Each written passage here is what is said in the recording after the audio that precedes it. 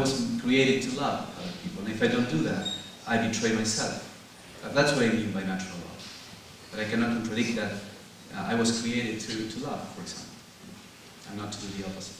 But not if you're a sociopath. 4% of our population are sociopathic. They lack a conscience. They lack empathy. They lack altruism. And they do act exactly as you were saying, and it is in their nature to act that way. They are part of the spectrum of our animal being. And you are wrong to say that animals don't have morality and don't have ethics and don't have altruism. We are animals. I think her question was wonderful, because why are we separating out humans as something special? There's nothing in your body that's any different from any of the other animals. We're basically just biological organisms.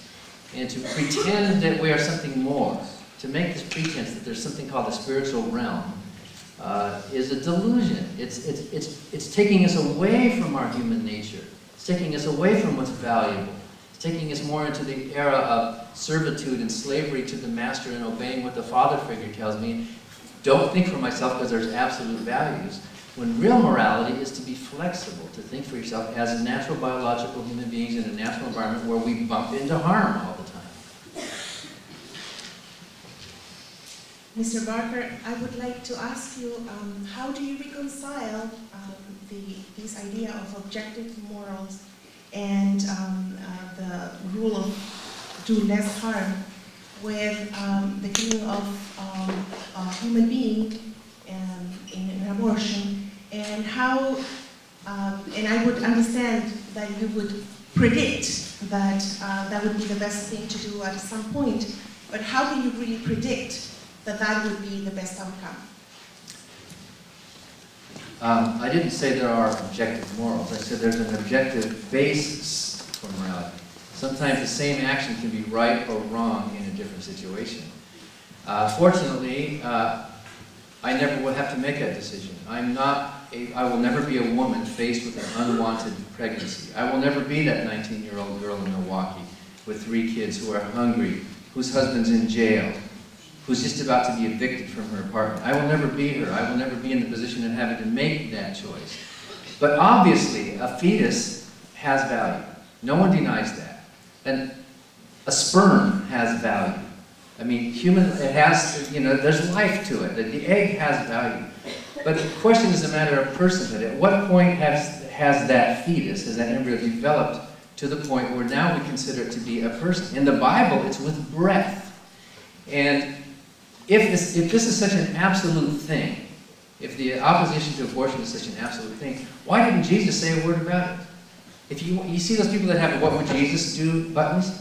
Well, if you want to do what Jesus did, keep your mouth shut about abortion. He didn't say a thing about it. The Bible doesn't say a thing about abortion. There's nothing in there. In fact, there's one passage where a woman was forcibly miscarried because 2 women were fighting, and it was considered a loss of value, but it was not considered a loss of life. The husband had to pay money for that loss of that fetus. It was not considered eye for eye, tooth for tooth. If it had been a human being, then he would have had to die for killing. The Bible doesn't even consider abortion to be killing. Society, our society considers that it's the woman who's pregnant. It's her decision to weigh the positive value of the fetus. There's value there against other values. And when you're making a moral decision, there's a dilemma there of competing values. You want to pick the path that results in the least amount of overall harm. Terminating a pregnancy is not killing a human being. You might think it is, but it's not. That's a religious teaching. It's not a scientific teaching. So if you think that way, then don't have an abortion. But other women think differently about this unwanted, especially if it's a rape. So it would be better for that fetus to be terminated early before it becomes a person, before a human being. I know the Catholic Church disagrees with that, but I think that's a bad moral teaching from the Catholic Church. Well, I think if you think even in terms of harm, you're basically killing a human being, and that's pretty big harm. A human being that's innocent, is defenseless, and is killed precisely by the one person that is supposed to love and defend that human being. So really, I don't see. Can you think of something more brutal that a society could do than do that? Yeah, forcing a woman to have an unwanted pregnancy is more brutal. Mr. Barker, please. He asked a question. So I think that's just the brutal criteria of usefulness. Well, what is best for me at this moment, even if I have to kill someone to obtain that better state. It's not killing, I'm sorry, it's not killing. And I would like to add that you do have a moral responsibility, because even though you're not a woman, you counsel, you teach, you create, generate opinions, so we are both still morally accountable for that. Okay. Next question. Father, you mentioned Hitler's acts in one of your presentations, so I'll go with that. So Hitler killed many people. God in the Old Testament killed many people. God gave bread to the poor.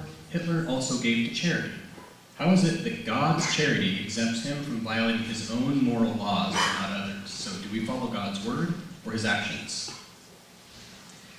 Well, I would say comparing Hitler to God is pretty daunting. But I think you can sense in the whole Christian system, it's not about killing people and saying this is the superior race and you should exterminate the rest. It's about saving people. It's about loving people. The core of the Christian belief is love God and love your neighbor. Love us. Don't do to others what we don't want them to do unto you. Do to others what we want them to do unto you. So the fact that there were, God didn't kill people. Okay? It's one thing is to say that moral changes take a long time to happen, and it takes God a long time to teach us how to incorporate things. Sorry, doesn't mean that He's approving or saying, "Oh, that's great." Sometimes God approves the punishment of someone who's done something really bad, but it's not. God is not about exterminating people. It's about loving God and loving neighbor. That's what Christianity, central core moral values of Christianity are. So I cannot see something more diametrically opposed to Hitler's life and attitude. In the Bible, the God of the Bible did kill massively, committed entire genocide, committed, commanded, and condoned killing of entire groups of people. In fact, Moses was so angry that they saved the young boys alive with the young girls, because God had said, kill all the young boys, all the men, all the children, everything. And so he said, kill all of them except save the virgin girls alive for yourself. There were 32,000 virgins. You know that story. And 32 of the virgins, it was called war booty. The virgins were considered war booty, and the entire tribe were wiped out by this loving God of the Bible. If you know your Bible, you know that the Old Testament especially is a brutal book. He committed more genocide, if you believe those inflated numbers. We know there were not 50,000 people in Beth Shemesh who were killed, because no city in that area had that many people. Jerusalem only had 4,000 or 5,000. So obviously the Bible is exaggerating the numbers. But if you believe the Bible, the God of the Bible is a bloodthirsty, monomaniacal killer of human life, because they did not have the decency to worship Him as their main God. So I don't know how you can hold your head up with any moral integrity and pretend to worship a being like that, a moral monster in a book like that. That was a wonderful question that you sidestepped. I would like to, I could answer to that. We're going to move on to the next question. Hopefully it'll Mr. Barker, you said before you took your current stance as a proponent for atheist beliefs that you were a minister for many years or something along those lines. I was wondering if you feel you were lying to your parishioners for all those years, and what was your aha moment to realize that God was an egotistical dictator? I didn't know I was deceiving the people. I believed it. I really thought it was truth, so I wasn't lying to them, although I was preaching an untruth to the people. I learned that the Bible is not true. I learned that it's contradictory. I learned that the arguments for God are bad arguments. As Bertrand Russell said, they are just bad grammar is what they all boil down to. I learned that there's no good argument to the problem of evil, no good reply to that. All you have to do is walk into any children's hospital, and you know there's no God. If there's a God who really answers prayers, then you would see something different from just random chance. I learned that there's no need for a God. Millions of good people live happy, moral, productive, meaningful lives without a belief in a God. So I changed my mind. I tell the story in the book. And there was a few months where I should have stopped preaching when I couldn't have. So I was hypocritical for a short while, but I got out of that quick. I wanted to maintain some integrity, so I wasn't knowingly lying. I thought it was the truth at the time. And so going back, I'd probably do the same thing again. So there was no one aha moment. But it had to do with what we were talking about earlier, about metaphor and truth, and maybe God himself is just one huge metaphor in the book, because the Bible is not a reliable guide. The Quran is not a reliable guide. These holy books were written by primitive people who didn't know any better. They were trapped in the culture of their time. And when you study how it was made and you see the contradictions, the historical anachronisms, the moral atrocities, and you see that this was a first attempt by primitive people to try to make some sense of the world, it's not worthy of our moral or intellectual respect. Intellectually, I had no choice but to reject Christianity and the Bible and belief in God. And then when you take off the glasses of faith, when you take off the rose glasses of loyalty to your God, and then you read the Bible without having it to be true and wonderful, then you see, oh my goodness, I used to believe this? I used to worship this monster? He is a moral monster in that book. Any of us in this room are better than that. Lucas, would you like to respond?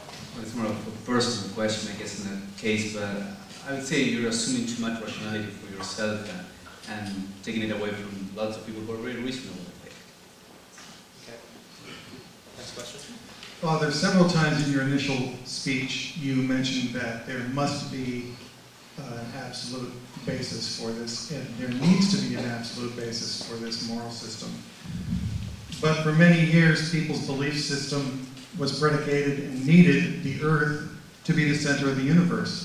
That didn't make the earth the center of the universe. How are you different from those people? Understand the question. Question makes sense. What is the contradiction, sorry, or what is, these people believed that the earth was the center of the universe. They were wrong. And therefore, they were wrong in the other. Well, they needed that to make the rest of their belief system valid. Okay. No, I think that, first of all, I agree with your point that they were wrong in assuming the earth was the center of the universe. Now, a physical, cosmological mistake doesn't make their whole moral and faith system being wrong or flawed because of that. They didn't assume that the earth being the center of the universe was what made an absolute foundation for morality. They always believe, Christians, we always believe that God creating us in His image and likeness are, therefore we need to, in a way, imitate God in God's behavior. That's the foundation, and the commandments basically makes that explicit. The cosmological conceptions are not what, in a way, those are not the foundation of any morality for Christians. So I don't see any connection. The fact that we're mistaken on that is not because of their faith. In any case, because of wrong cosmology. I think his point is that you are now mistaken to think that morality needs an absolute basis. You think you have this requirement that there's an absolute, like the earth is the rock-solid center of the universe. You think morality has to have a rock-solid basis to it, when in fact it doesn't. The flat earthers and the geocentric people were wrong cosmologically, and you are wrong morally to think that moral value, which I pointed out to you tonight. So